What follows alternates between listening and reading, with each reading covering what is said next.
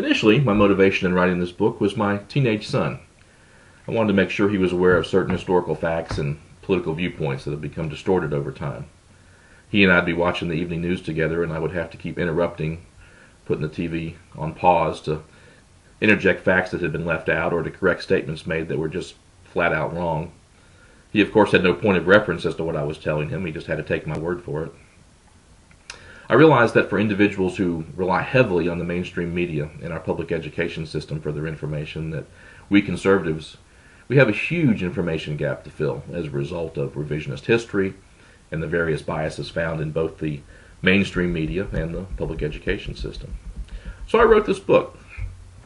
In the book, we talk about a wide range of subjects, from that revisionist history that seeks to downplay the fact that it was President Lincoln and his fellow Republicans who abolished slavery, the fact that after Lincoln died, it was the Republican Party that passed the 13th, 14th, and 15th Amendments to ensure that every black American man possessed the legal right to vote. Remember, it was the Democrat Jim Crow laws that later sought to circumvent that right. We talk about how the 64 and 65 voting rights legislation would have never been passed without the likes of Everett Dirksen and many other conservative Republicans. Remember, almost no Southern Democrat voted in favor of that legislation. We talk about how President Clinton is regaled by the left as what a president should be, when in reality, during his administration, our country was attacked 4 times by Muslim terrorists, and his administration offered no meaningful response. He was the first president to have articles of impeachment filed against him since Andrew Johnson in 1868. And having been found guilty of perjury by a federal grand jury, he had to surrender his license to practice law. We use examples like these to illustrate to younger people that in history, things are not always as you've been told or taught. And certainly, just because someone says something's true doesn't make it so. We talk about hot-button issues of today like gun control, income tax rates, illegal immigration, abortion, and gay marriage.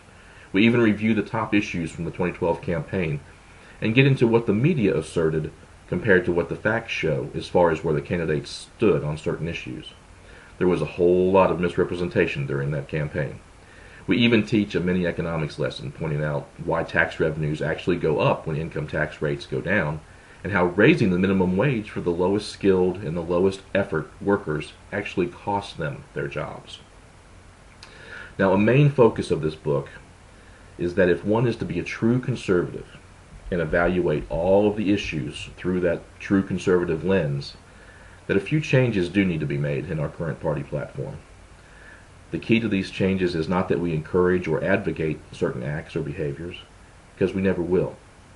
But we need to accept the fact that while we may disagree personally with an issue, individuals do have the right to conduct their own lives as they see fit. We can agree with their decision or disagree, but we cannot deprive them of their individual rights. This can be hard to accept for many conservatives today.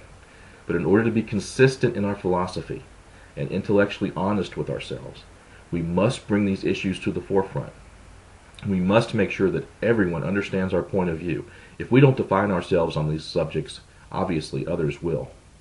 So if you want to set the record straight for any student or young adult in your life, or if you just want to be better prepared during the next argument with a liberal, order a copy of Why Your Father's a Republican and You Should Be Too through Amazon.com. Thank you.